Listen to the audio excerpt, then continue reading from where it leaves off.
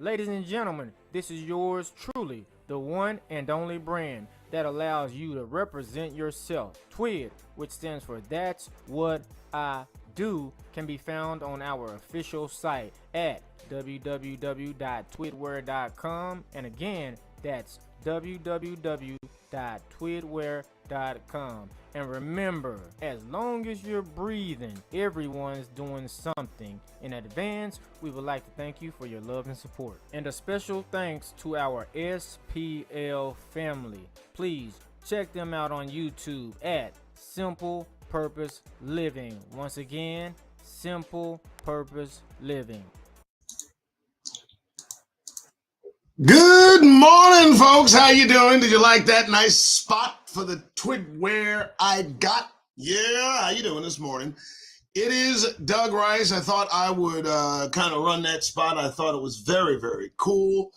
Twidwear is the brand. Twid is the brand. Twidwear is the clothing. Let me make that correction. Welcome to the Doug Rice Show this morning in connection with the truth. That's what we offer you every day to get you on your way. Every morning, 8 o'clock, I'm going to be here. A great announcement, folks. Let me tell you, just happened to have our website up and running. I am so very, very happy to show you the website. And please just kind of take it easy on me because I'm excited about the website. I'm happy about the website. And I'm going to show you the website. So the website is thedougRiceShow.com, brought to you by Twidwear. And let me get this up. I should have had it there beforehand, but whatever. Typing it in always gives me a grin. All right, so there we have the Doug Rice Show. Oh my goodness, look at that in all its gory glory. Just give me a moment, folks, and I'll give you the story. Here we go. So just got this put together yesterday. It's a rudimentary thing, is nothing, extreme or, nothing that's going to blow your socks off, but I like representation. So there we go. Welcome to the Doug Rice Show, brought to you by Twid, because that's what I do. Check out Twid at twidwear.com. Get 10% off all purchases, sports, athletic gear, sandals, sneakers, shirts, hoodies, etc. Don't forget to check out our elite skincare products. Twidwear, that's what I do. So I encourage you. You got my blog there. I really recommend my blog. I really want folks to read the writings that I do. I got the videos. Latest videos are up. You guys will be able to see my videos. I like that. And of course, we got Twid the brand. Oh yeah, looky. Nice photos. 10% off all Twid apparel. It is a brand. And again, I got to thank Twid specifically. Here are some of his videos as well, because he has given the opportunity for this show to expand, for this show to do what it does. And for that, I must give him all due respect. And you might want to check out my press release from Jackson News Reporter. So there you have it, folks. The Doug Rice Show brought to you by Twid, because that's what I do. Go to thedougRiceShow.com, and you can easily get to twidwear.com going from thedougRiceShow.com. But I do appreciate you being here today. Do me another favor. I know I'm asking for so much. Go ahead and hit the like, the subscribe button, the notification bell. What the hell? I heard it don't work so well, but hit it anyway. All right. Okay. All right. So I do appreciate you being here today. We have a very good read on the way. I always tell you about our need to extricate ourselves from this situation. Now, it's a difficult task to leave this country. It's becoming more and more difficult every single day. And, I need to give Negroes every reason to get out of the way. We need to get out of the way. These folks are starting fights in the middle of Senate hearings. I got, Bernie Sanders, refereeing folks that want to get down on television in front of the American public, in front of the folks that are paying their raggedy ass salaries, and they want to fight each other. Now, I remind you, Negroes, that the first Civil War started when 3 Southern congressmen just walked onto the Senate floor in Washington, and while 2 held off other folks that might help at bay, 1 beat a Northern senator half to death on the floor of the U.S. Senate. And just to give you a heads up, that is how the Civil War started. So, what do I have for you today? Well, let me tell you, I got another reason, as I said, the Negroes to get out of the way. And here is that reason. Neighborhoods and the Black-White Mobility Gap by Patrick Sharkey. That's where we're going to get this information from today. Economic Mobility Project and its initiative of the Pew Charitable Trust. If I can, I'll get that a little bit larger for us. Let's hope. So the Pew Charitable Trust charged Mr. Sharkey, the initiative of the Pew Charitable Trust. Let me give you a heads up.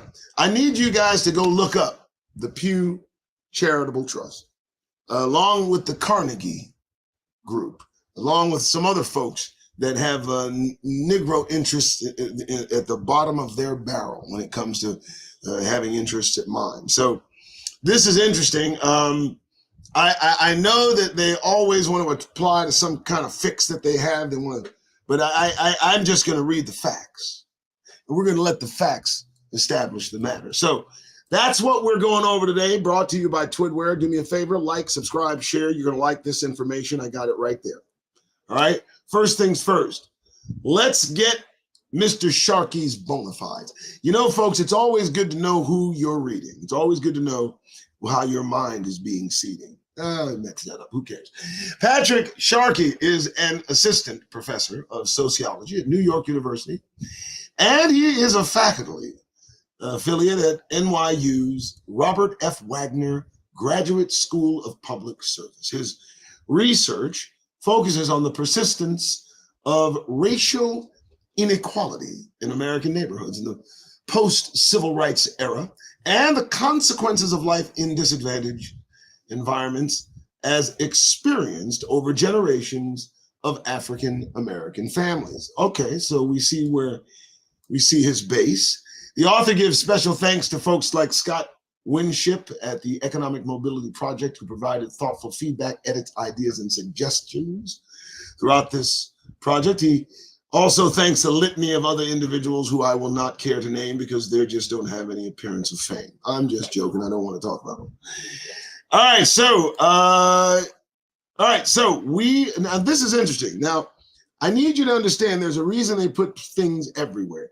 All economic project materials are reviewed by members of the principals groups and guided with input of the project's advisory boards. So, and they say, see the back cover. So understand that this was run through a filter, and more likely a filter of caucasity. Oh, I'm just joking. Somebody reviewed it and made sure it didn't insult or harm anybody's feelings, and whatever. So here we got the contents of this. Now, I'm not going to read all of this, okay? It's 39, 40, some odd, 23 pages, I think, all right? I'm not going to read all that. What I'm going to do is I'm going to read the executive summary, perhaps the introduction, and some parts of the chapters, but I also want to read some of the highlights and go over some of the graphs. And the reason is not to get laughs. You need to pay attention to how we live as Negroes in this society. And I got to tell you, folks, they are not interested in any kind of variety. They want this a whites-only country. And you can stop with the, denying that as a fact. You can just leave that point on the floor right there. Just stop. This is their desire. And they're moving toward that end. We don't have to pretend. All right, here we go. This is an executive summary. Neighborhoods and the Black-White Mobility Gap. Let's read this sucker, all right? And like, subscribe, share, do all of that stuff right there. Here we go. Whoa, wrong window. Neighborhoods in the Black-White Mobility Gap. One of the most powerful findings of the economic mobility project's research to date has been the striking mobility gap between blacks and whites in America. This report explores one potentially important factor behind the Black-White Mobility Gap, the impact of neighborhood poverty rates experienced during childhood. Using the panel study of income dynamics, the report focuses on blacks and whites born from 1955 to 1970. Well, me and my wife fit perfectly in that demographic. Very interesting, following them from childhood into adulthood. The first section of the paper investigates relative intergenerational mobility, whether neighborhood poverty in childhood impacts the ability of both black and white adults to move up or down the income ladder relative to the position their parents held. The second section investigates whether changes in neighborhood poverty rates experienced by black children affected their adult incomes, earnings, and wealth. Finally, the third section provides an overview of the possible policy implications and their results. So here we have a framework that they're about to lay in 3 sections. And what they're going to say is how poverty affects the futures of children coming from impoverished neighborhoods, both black and white, and the differentiations of those outcomes and their associative impacts on their future. So we're going to find out, again, folks, if you like this effort, if you like what I offer, we're trying to expand this effort. We can only do so by your goodwill and charity. And so below you see the giving links that link to me, the show. Hopefully, you come back and look again. But I can't do that if I can't buy a pen or paper, anything like that. It went where it went. I'll really stop. All right, so what do we got? Experiencing high neighborhood poverty throughout childhood strongly increases the risk of falling down the income ladder. I mean, experiencing high neighborhood poverty throughout childhood strongly increases the risk of falling down the income ladder. For children whose family income is in the top 3 quintiles, spending childhood in a high poverty neighborhood versus a low poverty neighborhood, say experiencing a poverty rate of 25% compared to the rate of 5%, raises the chance of downward mobility by 52%. Now, I mean, we live in these neighborhoods. Negroes typically live in the neighborhoods that they are expressing, and they're going through a great deal of time to address the impact. And I like the percentiles. I like I like it like that. It's pretty cool. Only a very small percentage of white children live in high poverty neighborhoods throughout childhood, while a majority of black children do. A pattern that hasn't changed in 30 years. 30 years. Why is that? That's by design. Let's not lose our minds. That's on purpose. Over the course of childhood, 2 out of 3 black children, 66%, born from 1985 through 2000, were raised in neighborhoods with at least a 20% poverty rate compared to just 6% of white children. Again, by design. Again, intentionally so. Among children born from 1955 through 1970, 62% of black children were raised in neighborhoods with at least a 20% poverty rate compared to only 4% of white children. And almost half, 49%, of black children with family income in the top 3 quintiles lived in high poverty neighborhoods compared to only 1% of white children. Now ask yourself this, ladies and gentlemen, brothers and sisters, Negroes. You like it here? The deck has been stacked against us since our being brought here in chains. They've done everything to marginalize, mitigate, somehow make no mistake. They have truly satiated their need to stay on top. And to us, they impede that ability with expert agility. And we're going to continue through this. And as we do, I need you to understand that first, this country's through. But more than that, we got to leave. At least that's what I'm getting from what I perceive. All right, I'm done. Stop. I'm going. All right. Neighborhood poverty explains 1/4 to 1/3 of the black-white gap in downward mobility. Neighborhood poverty. Poverty explains 1/4 to 1/3 of the black-white gap in downward mobility. 4 in 5 black children who started in the top 3 quintiles experienced downward mobility, compared with just 2 in 5 white children. 3 in 5 white children who started in the bottom 2 quintiles experienced upward mobility versus just 1 in 4 black children. Well, ladies and gentlemen, brothers and sisters, that should solve the problem of mystery regarding why we have such a poor history. If black and white children had grown up in neighborhoods with similar poverty rates, in essence, if whites had grown up where blacks did or blacks had grown up where whites did, the gap in downward mobility between them would be smaller by 1/4 to 1/3. Neighborhood poverty alone accounts for a great portion of the black-white downward mobility gap than the effects of parental education, occupation, labor force participation, and a range of other family characteristics combined. The report's analysis also suggests that black children who experience a reduction in their neighborhood's poverty rate have a greater economic success in adulthood than black children who experience poverty rates that increase or are stable. Black children who lived in neighborhoods that saw a decline in poverty of 10 percent points in the 1980s had annual adult income almost $7,000 greater than those who grew up in neighborhoods where the poverty rate was stable.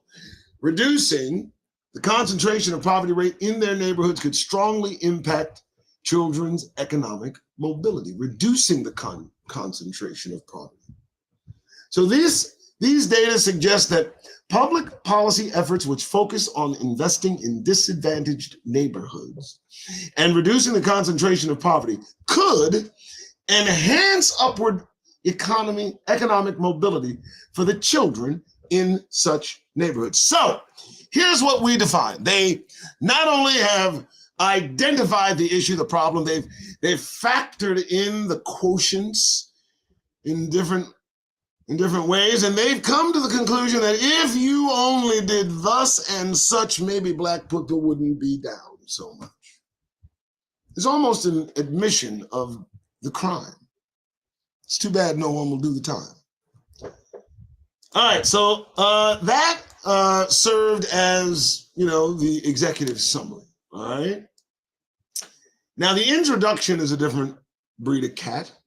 The introduction gives you a bit more in-depth, and let's take a look at that. We're going to read a little bit of the introduction. We're going to continue. Again, I'm just trying to massage your mental sinew. Here we go. All right, so neighborhoods and the black-white mobility gap. And folks, why are we looking at this? Why? Because nothing has changed.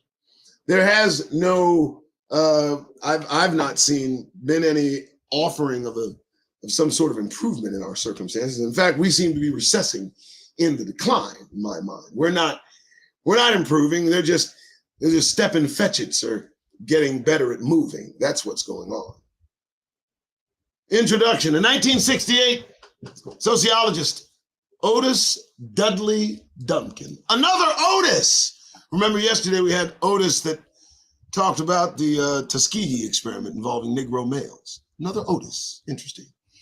Otis Dudley Duncan imagined what a future American society would look like if all forms of racial discrimination were eliminated, so that the only differences in the life chances of black and white children stemmed from the lingering influences of inequalities that existed in the previous generation.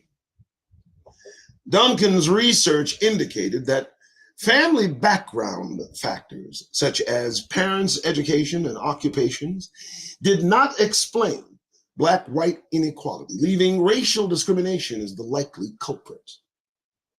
If discrimination were eliminated, he reasoned, racial inequality would wither away over time. My eye.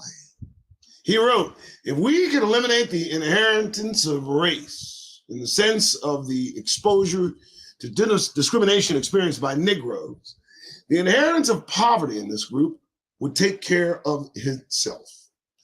Given that lawful discrimination was nearing an end, one might have guessed at the time that Duncan's vision would come to fruition with these societal changes. Listen, folks, the reason that that is a fantasy, the reason that is pure fantastic drivel is because you can't get the racist sentiment out of these individuals. You can't do it. All they do is whine and snivel. You know what I mean?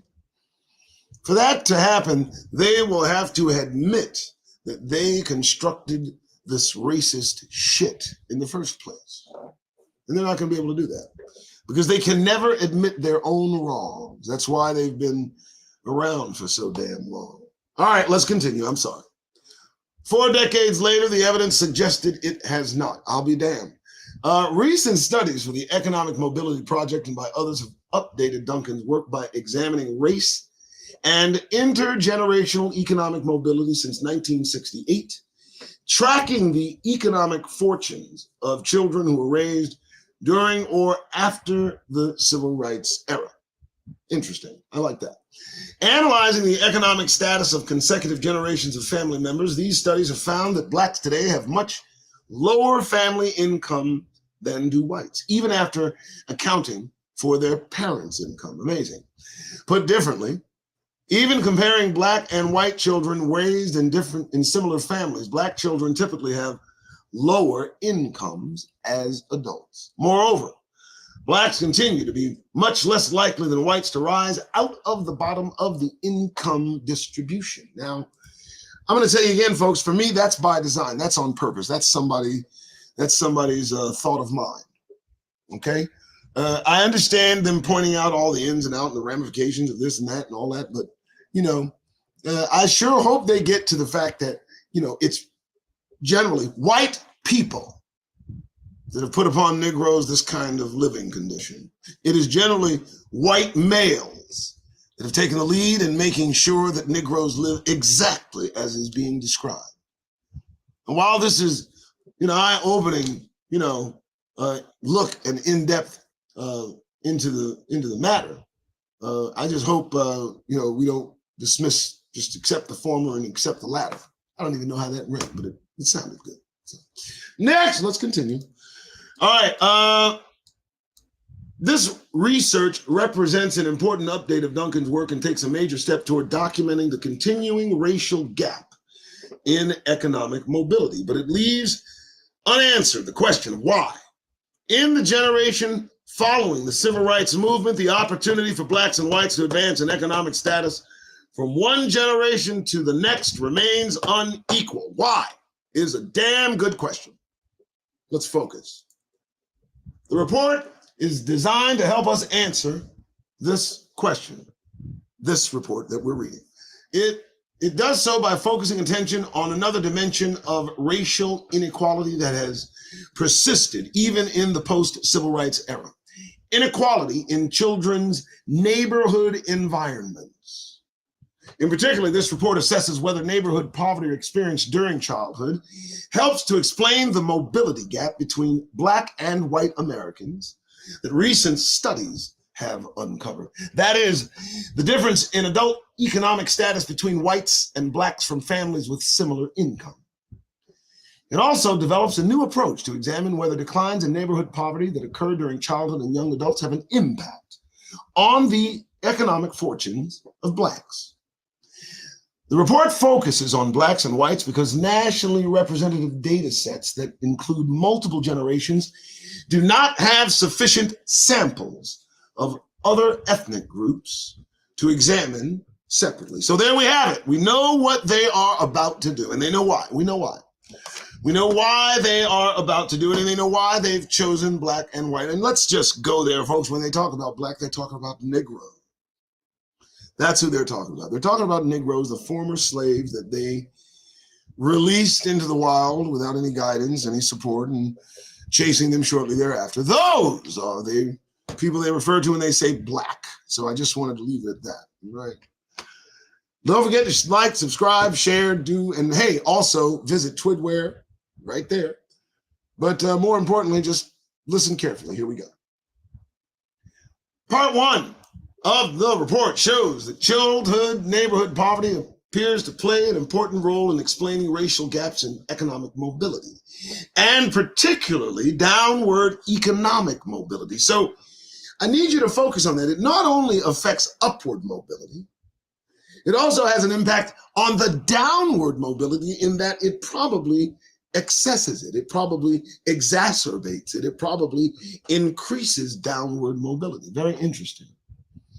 Although much of the overall black-white gap remains even after consideration, not just family characteristics, but the neighborhoods of black and white children. Got it. Part 2 of the report offers a more hopeful set of findings. It shows that when the degree of poverty in black children's environments declines over time, their economic fortunes as adults improve substantially. These findings provide compelling evidence that investments in children's environments have the potential to facilitate economic mobility among blacks living in the most disadvantaged neighborhoods. Accordingly, Part 3 discusses the policy implications of these findings. Now, let me tell you what I'm finding. It also gives them a blueprint on what not to do to assist black neighborhoods in elevating themselves. They know what to withhold because now they've been told. Remember, folks, Pew Research, I have no faith in any white-run edifices.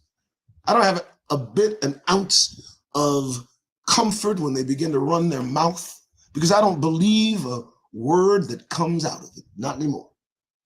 There are too many lies that are being exposed these days to not investigate closely all of their ways, and I don't care what they're writing. Everything they say is not Negro inviting. All right, that landed well. Let's continue to why neighborhoods. Why neighborhoods? Why neighborhoods? A common theme in many of the classic sociological studies of urban poverty is that the persistence of poverty from one generation to the next is closely related to the lack of opportunities found in poor, racially segregated urban neighborhoods. Now, that sentence, poor, racially segregated urban neighborhoods, that racially segregated issue is not our doing.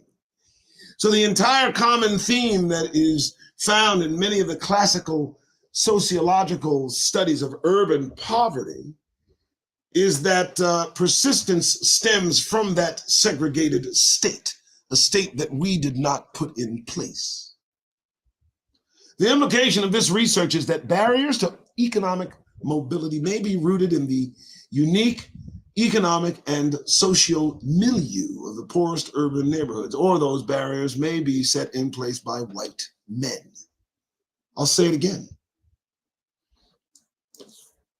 Why might this be so? To begin to answer this question, it is first necessary to consider the ways in which various aspects of social life are organized by geography, including schools, government, and electoral districts and other local institutions. The fact that public schools are typically organized and partially funded by residential districts, for instance, means that the quality of educational opportunities depends directly on where one lives.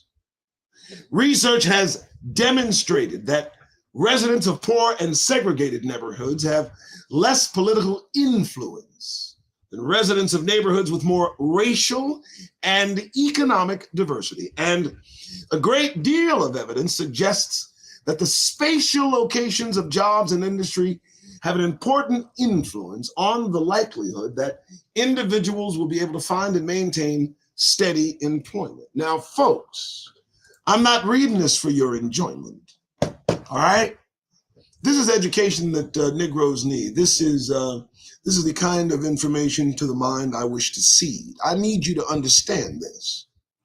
This is a point that none of us can miss. This is an intentional act. It's one I don't believe they can take back. And for all intents and purposes, I believe is a fact. Look, it's too well designed. It's too well and intricately laid out for it to not be an intentional act. And again, I have no doubt. Very interesting, though. Let's continue. I want to go on with the show. Here we go. In these ways and others, I already did that, right? Yeah, no, these ways and others, spatial configurations of social phenomena, economic opportunities, healthy and unhealthy environments and public institutions have an important implications for the life chances of individuals. So this idea has been reinvigorated in a vast literature that draws on William Julius Wilson's focus on joblessness and social isolation in urban ghettos, as well as Mary Patillo's extension of Wilson's ideas beyond the boundaries of the ghetto and into the neighborhoods of middle-class blacks. My God. Patillo's ethnographic work on black middle-class neighborhoods demonstrates how spatial proximity to extremely poor, disadvantaged areas of Chicago, of all places they choose, and the rigid racial segregation of the city as a whole combine to make it difficult for middle-class blacks to create separation from the problems of the ghetto, including poor performing schools, gangs, drug markets, and violence. This research is reinforced by numerous studies showing that blacks and whites of similar economic status live in dramatically different residential environments, with blacks living in areas with higher crime rates, lower quality schools, higher poverty rates, lower property values, and severe racial segregation. Even if blacks are able to make gains in economic or social status in one generation, they often remain in social environments that are disadvantaged across multiple dimensions, and that may make it more difficult to transmit advantages to the next generation. Now, tell me that you understand what is being said. By design, by a well laid out plan, they absolutely want no advantage for the black man, if I can. Now, these guys go on and they wax on philosophically. But I wanted to kind of get to just some bullet points. And let me go to some of them. Here's one. In both periods, being raised in a high poverty neighborhood is extremely rare for whites, but the norm for blacks. So they had two periods, 1955, 1970. And then another period, 1985 to 2000. And in both of these periods, being raised in a high poverty neighborhood is extremely rare for whites, but is the norm for blacks during that period. So nothing has changed. Nothing has changed. Only thing is just slightly rearranged. Here they have a chart that I like a lot. So average neighborhood poverty during childhood among blacks and white children born between 1955 and 1970, and then another demographic between 1985 and the year 2000. Now, I don't have to describe or explain to you what the graph shows. You can obviously see the percentages changed almost indiscriminately, non-discriminately. 33 turned to 30 poor. The green section didn't move. The black section didn't move. In the black, white, you see the chart, all right? The percentages to the left. So nothing has changed between 1955 and 1970. Between 1985 and the year 2000, we are still in the same position. And again, I'll say it, by design. By broader measures of neighborhood disadvantage, it is impossible to compare black and white children because they live in such different communities. Blacks experience significantly lower rates of upward relative mobility and higher rates of downward mobility than whites, even when they grow up in neighborhoods with similar poverty rates. This is vital information. This is something we need to know. Now, rates of upward and downward mobility rates by race and childhood neighborhood poverty level among children in 1955 and 1970. As you can see, downward mobility versus upward mobility. Here's what they're saying. Upward mobility from the bottom is the percentage of people with parents in the bottom two quintiles who move up at least one quintile. Downward mobility from the top, as you can see, is the percentage of people with parents in the top three quintiles who move down at least one quintile. So no difference between neighborhood types are statistically significant, except for the difference in downward mobility for whites in low versus medium poverty neighborhoods. So growing up surrounded by neighborhood poverty strongly increases the risk of falling down in the income ladder and may reduce the likelihood of upward mobility. These are important stats for us to take in. Now, here they have growing up amidst neighborhood poverty increases downward mobility by 1/2, but is less conclusive for upward mobility.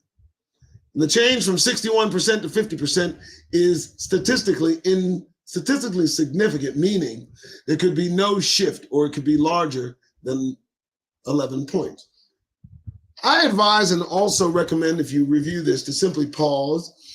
You'll work this chart out. It took me a minute, and it's more difficult to describe it than to just, get in it. I guess that's neighborhood rates in childhood explain 1/4 to 1/3 of the racial gap in downward mobility. Whoa, that's amazing. So childhood neighborhood poverty rates 1/4 to 1/3 of the black-white downward mobility gap. Look. So if you look to the left, the black-white downward mobility gap from the top three quintiles, that's just the three, and look at the effects of neighborhood poverty. If black, if white. So we have the stats, folks. The stats are everywhere. And here's something very interesting. Black neighborhoods characteristics where poverty did and did not decline between 1980 and 1990. So here we got poverty declining and poverty did not decline. Look at the green versus the blue. Almost stagnant. There's almost no change. In fact, 73% poverty did not decline up in 1990. It went up. So for blacks in 1980 to 1990, in a 10-year period, poverty rose. Poverty did not decline. The percentage of it did not decline. Declines in neighborhood poverty rates increased black income and earnings and may have increased black wealth. Effects of a 10% point decline in neighborhood poverty during childhoods on black adults' economic outcomes. And look at that. Median incomes increased. So we got a no change and we got a 10% point decline in neighborhood poverty. It's a very, very interesting stat, folks. You can see what's happening. The economic benefits of living in lower poverty neighborhoods are not attributable to educational attainment, marital status, or parents' income status. Very important to realize. And one more, I believe, I think. Yes. Bear with me. I want to get to what I believe is the conclusion. There we go. So here's the conclusion, folks. Here it is. In the United States, living in a poor neighborhood often means living in an environment that is unhealthy and violent, and may offer relatively poor learning opportunities and economic opportunities. Troubling news from this report is that inequality in our neighborhoods may be contributing to the persistence of racial differences in economic mobility. The hopeful news is that investments in neighborhoods that reduce the concentration of poverty could have powerful effects on the economic trajectories of children living within the most disadvantaged communities. And again, I say, folks, there is the roadmap to destroying Black communities in this country. You simply deny the investments in the neighborhoods that would reduce the concentration of poverty and have that powerful effect on the economic trajectories of those children living in those disadvantaged communities. So that's the simple fix to Negroes, right? All right, so I do appreciate you being here. I do appreciate your time. I do appreciate everyone tuning in for my rhyme. I am brought in by the Doug Rice Show by TWID. Brought by TWID. The Doug Rice Show is brought by TWID. You know what I'm saying. Go to DougRice.com. I'm able to say that now. And check out the website. Check it out. What I would hope you do is check out the blog, take in some of the readings that I have to offer. Hey, it's time to go. I gotta go. It's 8:40, and that's the show. You will see me later today, because between the time you'll see me, I'll do a little work and I'll do a little play. I'm just joking. Okay. All right, folks. You guys have a wonderful day. I'm gonna get out of here. It's been lovely. You heard what I said, because that's what I do. That's what I do. I say it. Get over it. All right, folks, have at it. Y'all get out of here. Go to work. If you're going to go out there, remember, do me a favor. Don't wear a grin. All right. Oh, let me give you a little something to look at other than me. Sorry about that.